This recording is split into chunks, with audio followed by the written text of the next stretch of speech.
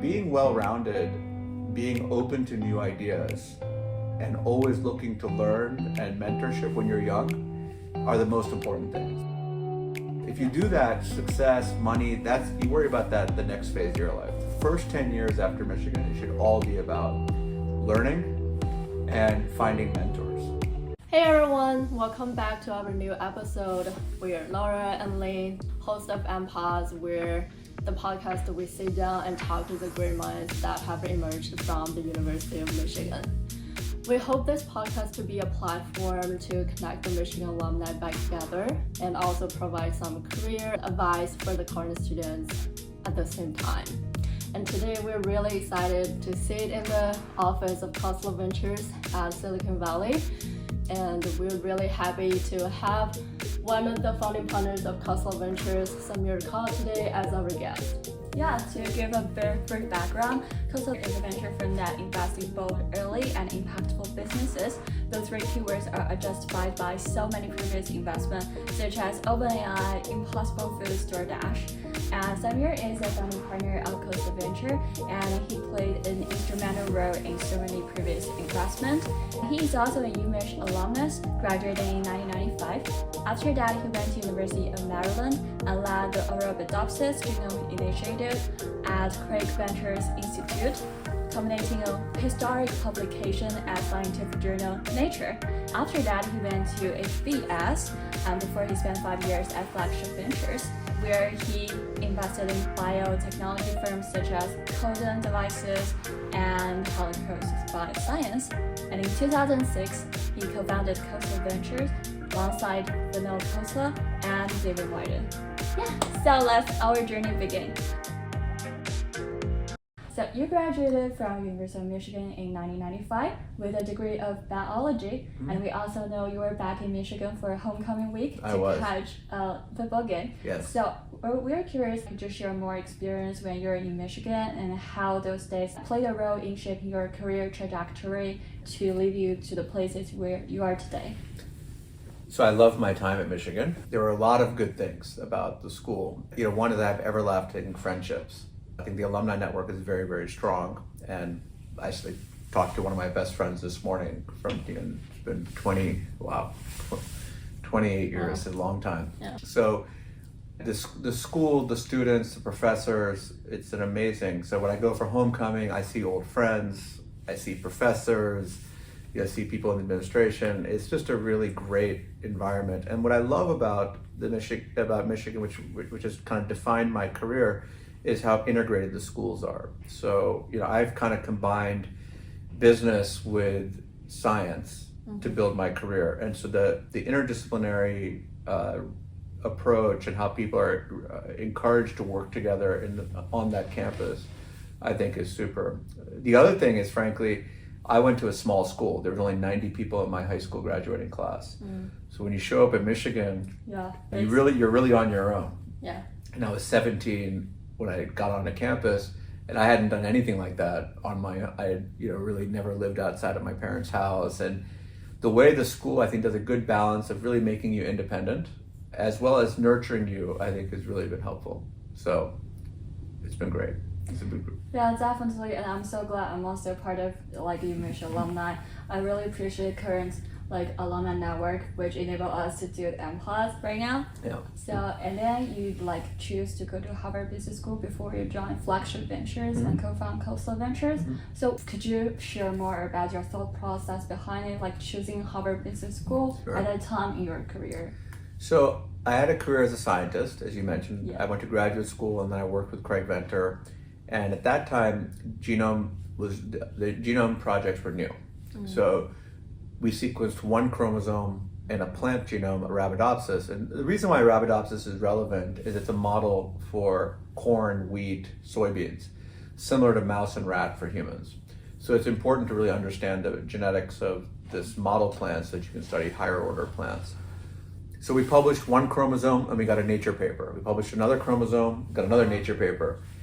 By the end of my tenure at the Institute for Genomic Research, the acronym is TIGER, what you realized was that then all of a sudden full genomes weren't even getting published. So the era of you needed to do something beyond just genomics in order to continue at at that echelon in science, and that wasn't my strength. I was a good scientist, but I was a better manager of the operation. And so Craig Venter actually suggested, hey, you should go to business school.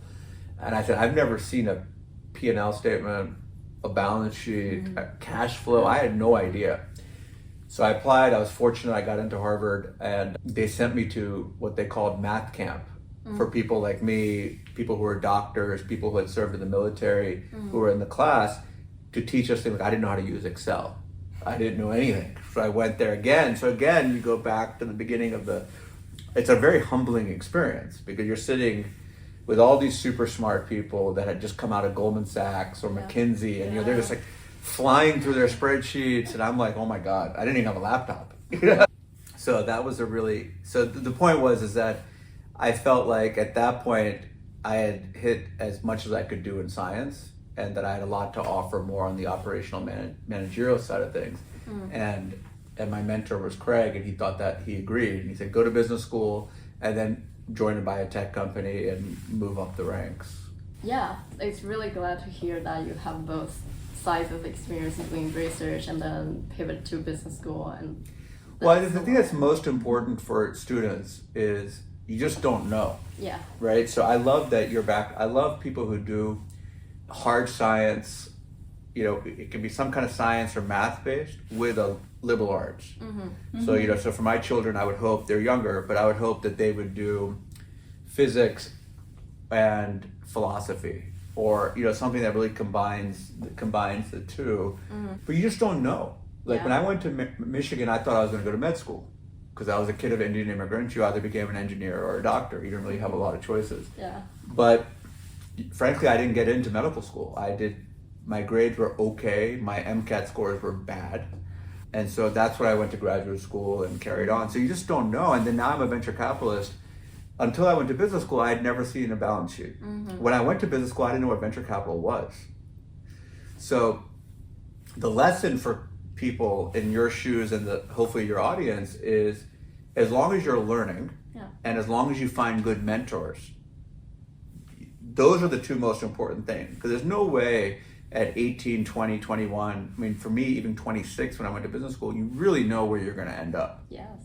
Yeah, totally agree. Because both of us in LSE school, we're learning a lot of fundamental things. I'm learning math and data science. She's learning economics and history of art. It's super valuable. Yeah. I mean, just think of some of the most valuable private companies now are like a company like Canva, which is a design company. Figma, even in a tech slowdown, sold for 50 times revenue. So, being well-rounded, being open to new ideas, and always looking to learn and mentorship when you're young are the most important things. If you do that, success, money, you worry about that the next phase of your life. The first 10 years after Michigan, it should all be about learning and finding mentors. Yeah. So super great advice. When I was choosing my career path, the thing that I cared the most is mentors. Absolutely. People who are leading me. And I've been really lucky that we had Craig Venter, then I had Nubar Fain at Flagship. Nubar was the founder of Moderna, which we all hopefully have shots in our arms. And then Vinod, right? Yeah. So, you take those three and a very supportive family, and then obviously anyone who's had any kind of success, it's luck. Absolutely. There's always luck that plays a big part of it. But I think that if you work hard and you surround yourself with good people, luck will come, and you'll recognize when luck is knocking on your door, and you'll answer it. I think that's kind of really critical as well. Yeah, absolutely. I think moving towards after you graduate from Harvard, you joined the Flagship Ventures and work as a partner there. Before you embarking on the career path of funding the Khosla Ventures. So you were working as a partner in Flagship Ventures. I wonder, could you share with us what motivated you or innovated you to change your career path from being a partner of an established VC firm to funding the Khosla Ventures from 0 to 1? So look, Nubar is outstanding and Flagship's an outstanding firm. And I had a lot of fun working there. I learned a lot. So when I started at Flagship, it was really, I wasn't sure if I wanted to be a venture capitalist because I barely knew what they did, or an entrepreneur. And Flagship and Nubar allowed me to start a company every year. and be on the investment team so I could learn the investing side and also be an entrepreneur. So I would spend, back then, 30 hours a week at Flagship and 50 hours a week on the startup, and you got to do both. And then I was fortunate, they promoted me to partner. Vinod had invested in a few different companies that I had done, and I was really enamored with two things. One was I thought to be, and I still think, that Silicon Valley is the epicenter of entrepreneurship. So to really get to that next level, you really need to be in Silicon Valley. Unless you want to do just biotech. Because I do think in Boston, you can, Flagship, Atlas, they're great firms that are just Boston based, but you can only really do that in biotech. I wanted to be broader. So when we started Khosla Ventures, one of the real initiatives, and still is a big initiative, is renewable energy, sustainable. And I think so much of what's wrong in the world today is the roots are, whether it's climate, diet, the geopolitical issues around fossil fuels. I just think so much of it is there. And I thought that being at a firm that really did a lot of work in that area, along with traditional tech and healthcare, would be great. And so the opportunity to start my own firm with Vinod, another great mentor of mine, I'd spent a lot of time with him because he had invested in 3 of the startups I had done, so I knew him well. And being broader and being in Silicon Valley was a good reason to go off. It was hard though, because like I said, I still am very, very close to Newbar, and I owe Flagship and Newbar a lot. They did a lot for my career. Yeah, I was reading a book recently about the history of Silicon Valley, and it compares like the difference between the Europe and the Silicon Valley. Why the most or the biggest successful tech companies appears here, not in Europe or somewhere else. Yeah, there'll always be exceptions, right? Yeah. There'll be big companies that are started in places that are not the big epicenters. But, here in Silicon Valley, the whole mindset is be an entrepreneur, invest in tech. You've got the amazing institutions like Berkeley and Stanford. The weather's great. You've got, and when you're recruiting somebody, so if I'm recruiting somebody from Michigan, I can say, hey, if I have no idea if this startup's going to work, but if it doesn't and you're good, and I've been through so many downturns and upturns, there's a good technologist is never wanting for a job. Especially in Silicon Valley, where there are thousands of companies. Now, if you're in another city where maybe there's only a half a dozen companies, then it might be a struggle, and then you have to move your family again. It becomes difficult. But here, you can set down roots, and there's going to be all kinds of great opportunities, even in downturns. Yeah, for sure. And you mentioned Vinod Khosla is one of the most important people in your career path. Yes. He also invested in several companies that you started in Flagship Ventures. So I wondered, could you share with us how your relationship with Vinod has changed over the years, and in which way your guys' investment philosophies accomplish with each other in Khosla Ventures? Well, look, obviously when I started with him, I was not even 30. I was young. I had more hair. But it was much more a mentor-mentee type relationship, and I still learn from him every day. We're partners now, and I think after almost 20 years working together as partners, and before that as an entrepreneur, I think we both now recognize each other's strengths and weaknesses and try to combine the best of them, together to build. We've done pretty well as a firm. We started with $100 million, and now we're almost $20 billion under management. So it's worked. It hasn't been always the smoothest ride, but where Vinod is incredibly unique is that he is an eternal optimist when it comes to technology. He can't, I like to go see movies. For Vinod, he would rather see 3 startups pitch in the same amount of time. So he just lives, breathes technology and what technology can do. So he's got this incredible ability to see something that looks this small and imagine what it could be. He's very principled and never wants to do anything to reduce the upside of a company. So where maybe earlier in my career, I would have been willing to sell a company for this price or dilute our ownership more or do a deal with a big company. I'm learning, that in a venture fund, there's only 15 to 20% of the companies that really drive the returns. Yeah. So when you figure out which one, and you don't know which ones they are when you initially invest, when you figure out which ones they are, you really gotta maximize those, because it's not like every one. You can't just pick, oh, another one is gonna come, right? You have to really maximize those investments. And so I've learned a lot from that. I think, what we share in common is that we're both very comfortable taking risk. And we both have some very common principles, like we can only lose 1 times our money, but we can make thousands and thousands of times our money. Once you want to focus on your winners. So earlier in my career, if I invested, I would sometimes spend so much time, if I invested $10 million in a company that wasn't going well, trying to recover $5 million.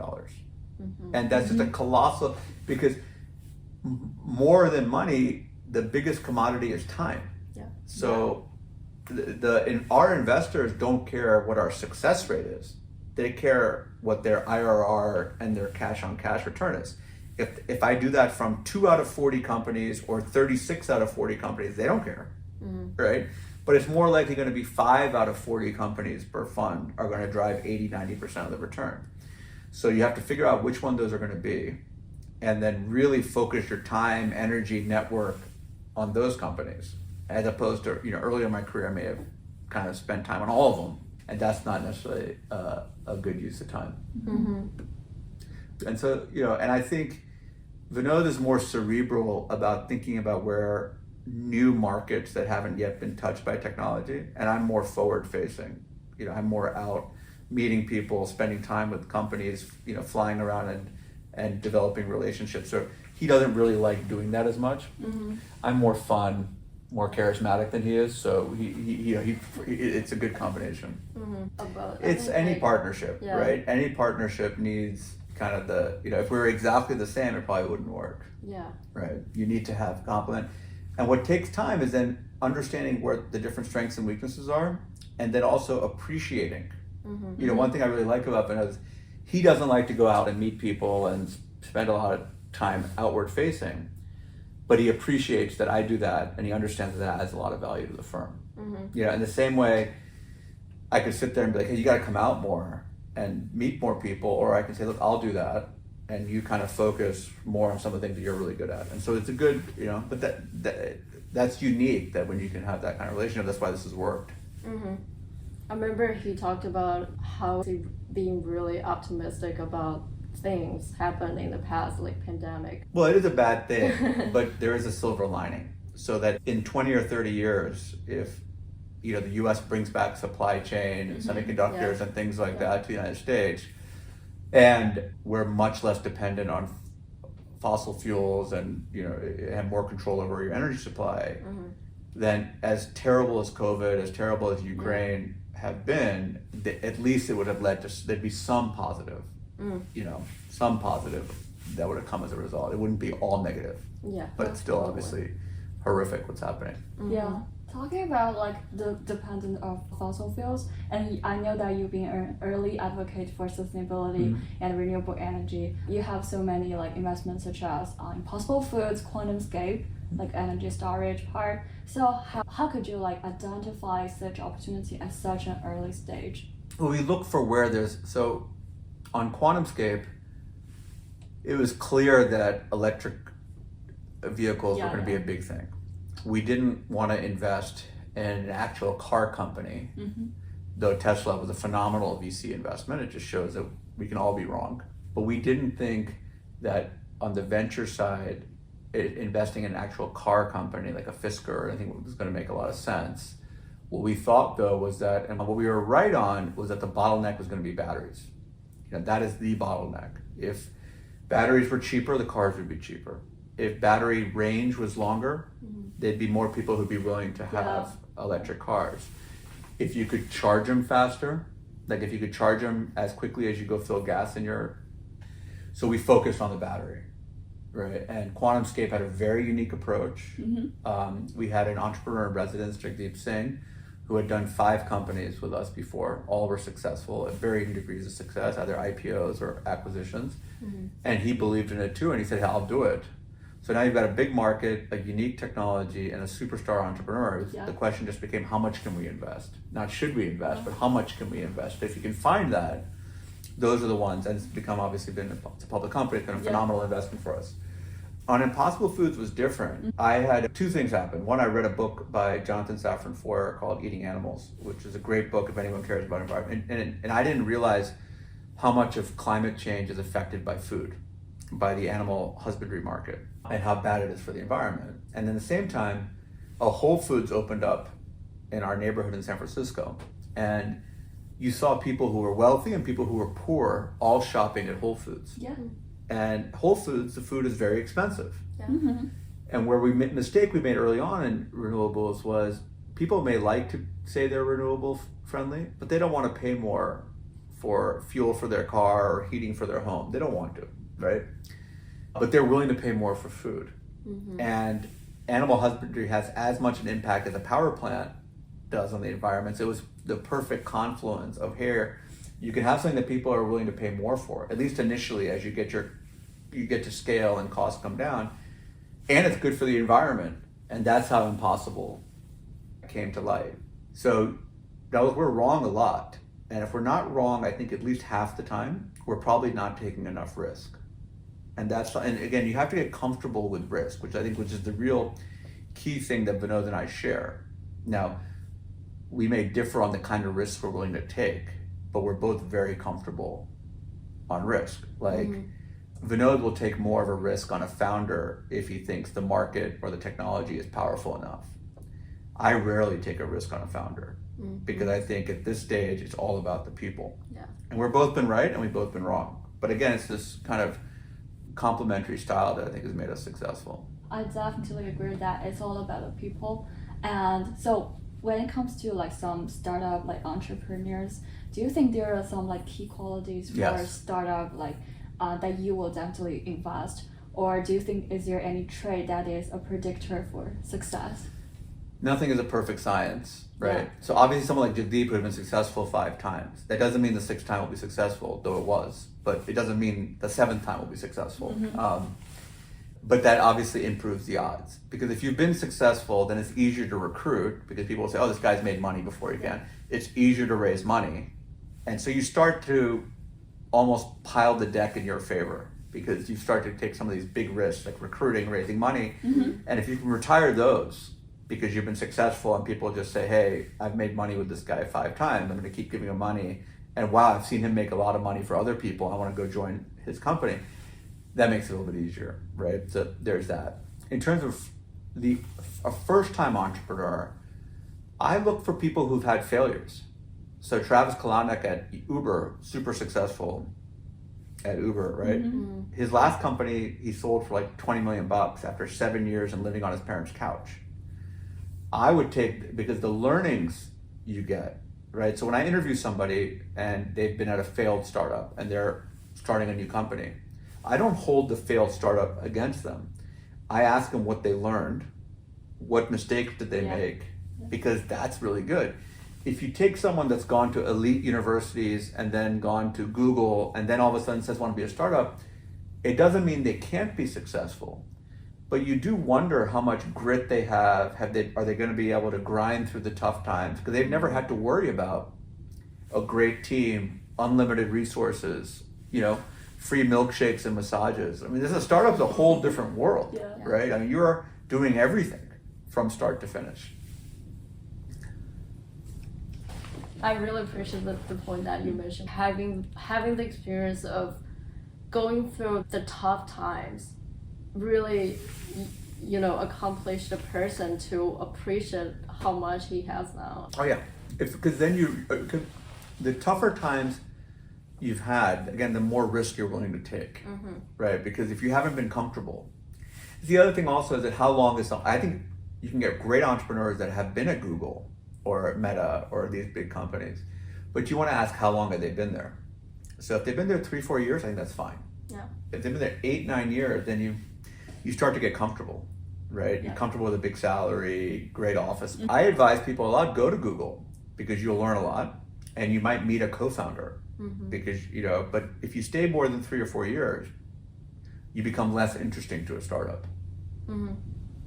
Talking about the risk, you said you and Vinod are both really comfortable about taking risks, but the venture capital world is really synonymous with a lot of risks and challenges that you don't know. So how does Khosla Ventures approach to the risk management, and how do you guys try to mitigate the risk but also ensure there's enough for the innovative ideas? So that's a great question. I think, so most of the risk that we'll take is technical risk. So we won't take market risk. So take Quantumscape, for example. Yeah. Introducing a battery into the automotive industry that's 15 or 20% better is a bad idea because it takes forever to adopt it and get incorporated in, right? But if you got something that's twice as good, whether it be they charge twice as fast or they double the range or whatever that may be, and Quantumscape's going to have their own projections, but I'm just saying in general, like if we're going to invest in a company that does that, that means there shouldn't be any market risk, right? It's obvious. Or Impossible Foods. If I give you a plant-based burger that's better for you because there's no cholesterol, it's better for the environment, it hasn't killed animals, and it tastes as good, it's easy to get, and is the same cost, seems like why wouldn't you, right? So it doesn't seem like there's a real market risk. But by making that hurdle, the technical risk is much more because you're saying this has got to be way better, way cheaper, much better. So what we do is we're all technical, first of all. Second, we've got a great network, we've been doing this 20 years, of technical experts who can go do due diligence for us. And now that we've worked with these people for a long time, we kind of know who are the super optimists, who are the super pessimists. So you can also kind of gauge what they're saying in terms of, oh, this guy's a super optimist, or this woman's a super pessimist or super optimist. We kind of can, figure it out. And we line up the risk that this company will face, and we prioritize the risks that are binary. Like if this doesn't happen, the company's dead. And how do we figure out that answer as quickly and cheaply as possible? So forget hiring business development, sales, forget all that stuff. This is a binary risk. Here are the binary risks. We need to, and we've got these experts that all agree that, hey, these are the 3 binary risks. How do we solve them as quick and cheaply as possible? And then we layer that with a gene pool engineering exercise where we say, hey, what other industries, either the same industry or adjacent industries, have solved these kind of risks? So that, battery manufacturing, maybe people from semiconductors, or material science companies can help there. How do we bring the right team, have them all focus on retiring the key risk, and do that as cheap and quickly as possible?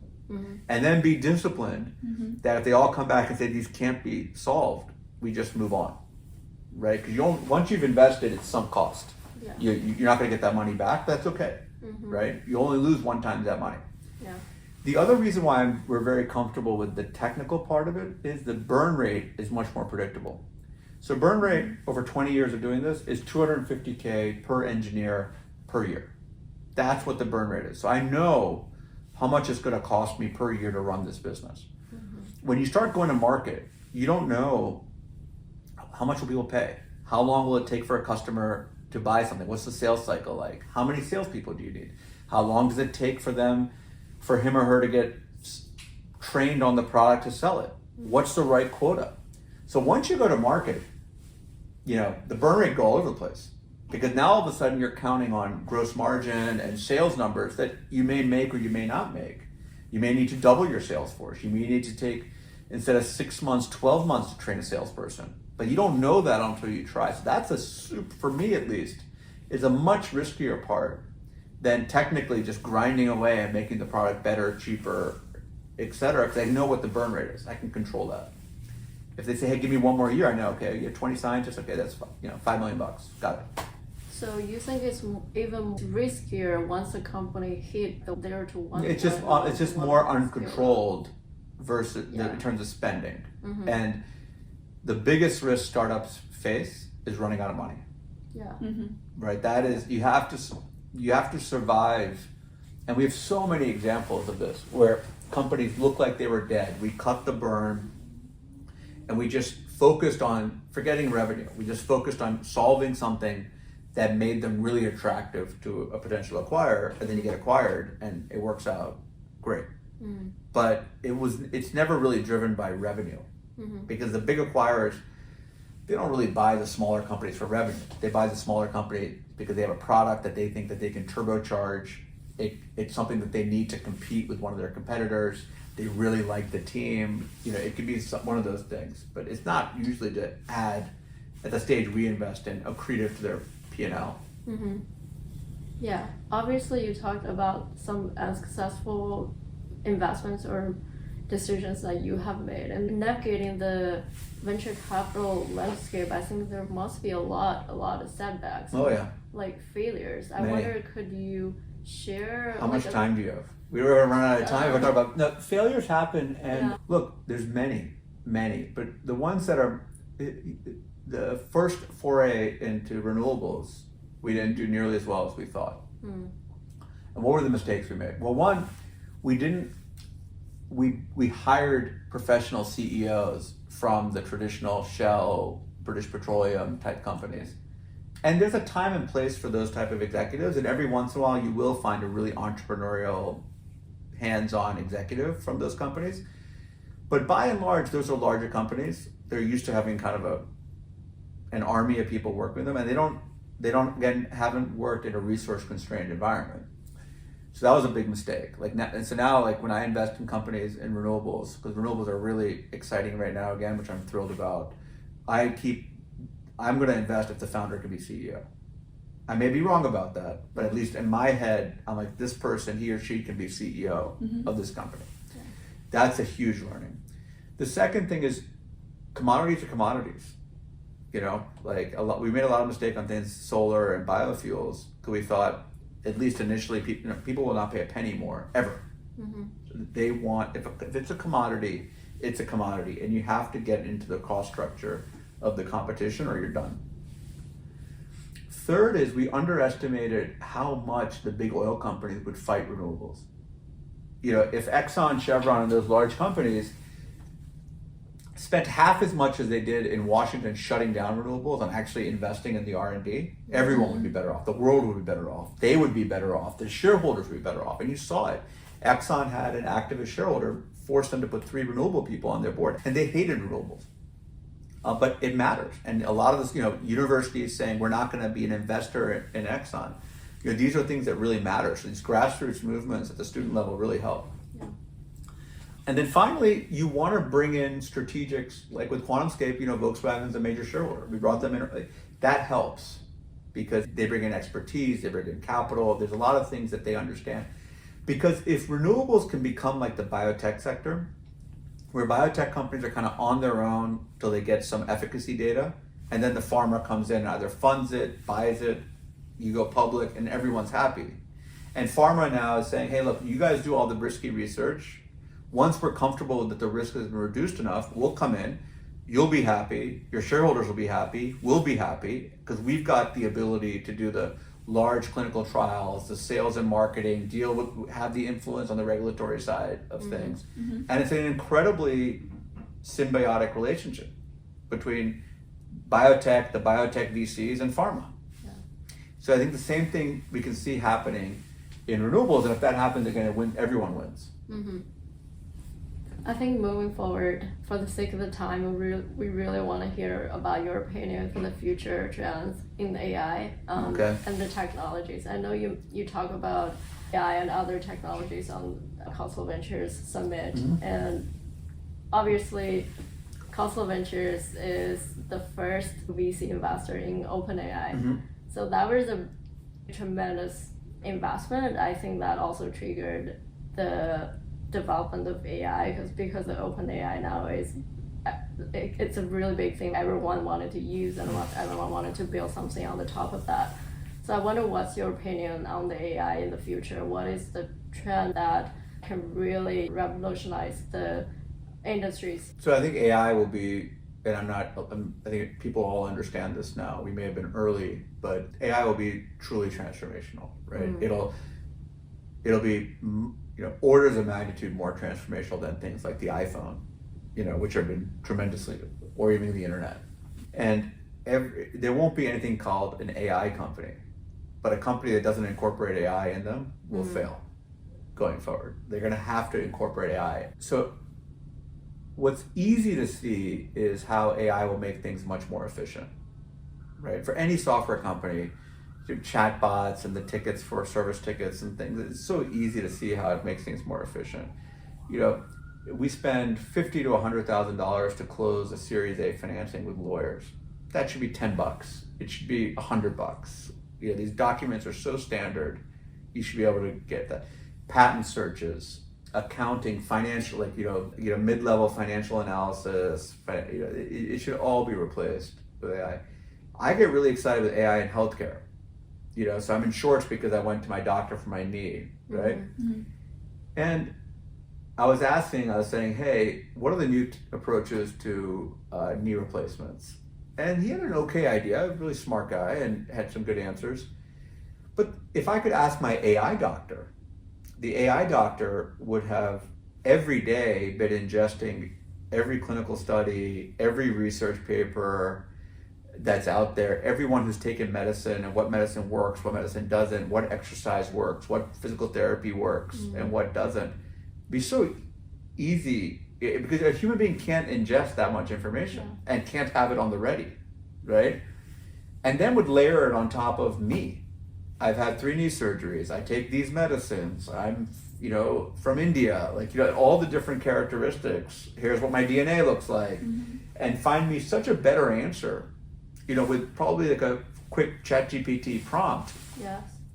Just think about how much more efficient it is. You go to the doctor, you have an 8 o'clock appointment. First of all, it takes 2 weeks to get an appointment. Then you go, you wait an hour. They come in and give you about 6 minutes. They're flipping through the clipboard as they come in. Yeah. How could they possibly compete with an AI doctor? Yeah. So just think of how much better healthcare will be, and more importantly, how much cheaper it'll be. And if it's cheaper, it's then accessible to the masses. And then people all over the world, the developing world, should be able to get a higher quality of healthcare, right? Which, again, these things like clean water, clean air, shelter, healthcare. If you don't have that, you can't have upward mobility and good education. You can't have upward mobility. Same thing with education. Some of these schools, it's just not safe for kids to go. So how are they going to learn, right? And then again, you don't get upward mobility. And what's great about this country is that so many of us came as immigrants or kids of immigrants, and in one generation, you could change the entire trajectory.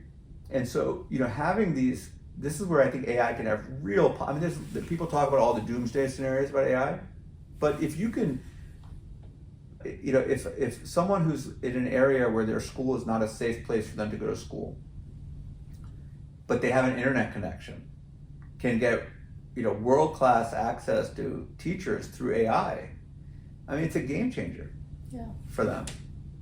So that's really where I see the optimism and what can happen is that with AI. I can definitely see your empathy, and I think that you're actually putting money in to make the world much better. We definitely do. We also, do well. It's I think we are capitalists. Yeah. But I do think, it was funny. When we did Impossible Foods initially, the first few dozen people were very much idealists. They didn't care about making money. They were very missionary. And then as we started to scale, we needed more mercenaries. And there was a clash of culture. And we had to explain to people, look, if you're a missionary about it, it's great. But in order for you, if we achieve your mission, you're going to make a lot of money. The mercenaries will be happy. And for the mercenaries, I'm like, look, if the missionaries achieve their mission, you're going to do great. So, there is a way, when you do these technology, the point is that you can make great venture returns, keep your investors very happy by also doing technology that do well, right? So we're very proud of that. And that drives a lot of the culture and how we hire people as well. Now look, we do a lot of companies in consumer and enterprise software where it's not clear, it's not as direct a line to that, but that's also, those are good investments, and the more money we make on those, the more money we can attract to work on some of these mission-oriented companies that have also done tremendously well, financially, in addition to also making you feel great, which is important when you have kids. So, if I miss dinner at home, or if I miss a tennis match at one of my kids, and I tell them I'm working on, some weird, NFT, crypto kind of thing, they look at me kind of silly. But if I tell them, hey, I'm working on something that's better for the environment, they actually get really proud. So I love that my kids love buying Impossible Foods when they see it, and they're proud, they understand how much water it saves, how much CO2 it saves. It's really, it makes you feel better, right? Because in the end, the people whose opinion I care about most are the people who live in my house, right? And so you want them to feel good about what you're doing. And this, with all the craziness in the world, the optimism of the next generation of how they really want to work on things that are good for the world is really great. Yeah, there is a quote that in order to change the world, the big picture, you have to change your family, change yourself first, and then think about the country and the world. Otherwise, you're not being authentic, right? And people can sense the lack of authenticity very quickly. Yeah, absolutely. I think we do wanted to hear about your advice for the young generations.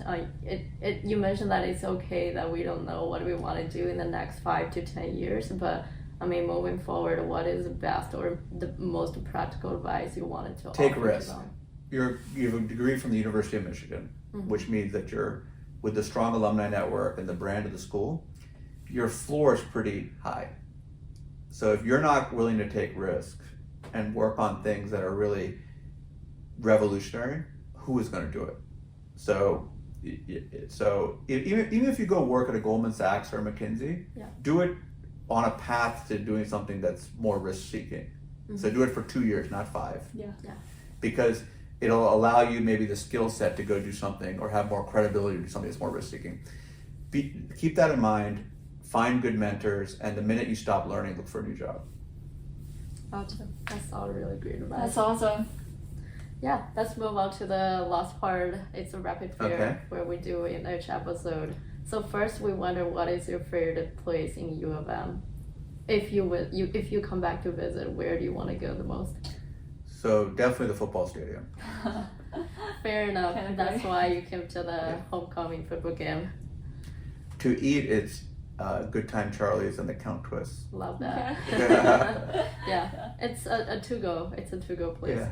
What is your favorite book? Is there any books that played a life-changing role in your life? Well, I think Eating Animals by Jonathan Safran Foer, because that led to Impossible Foods, would be the one that right now would be the one that's the most interesting.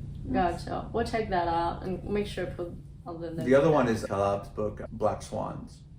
That one was really popular during the pandemic. Yeah. Well, the pandemic was the definition of a Black Swan event. Black Swan, yeah. What's your favorite podcast? I know you've been on a lot of podcasts. I listen to The Daily every day. Gotcha. I try to drive my kids to school, and I have a half hour back to the office, and I try to listen to The Daily. Yeah, hope our MPods will be one. Absolutely. It'll take over The Daily very soon.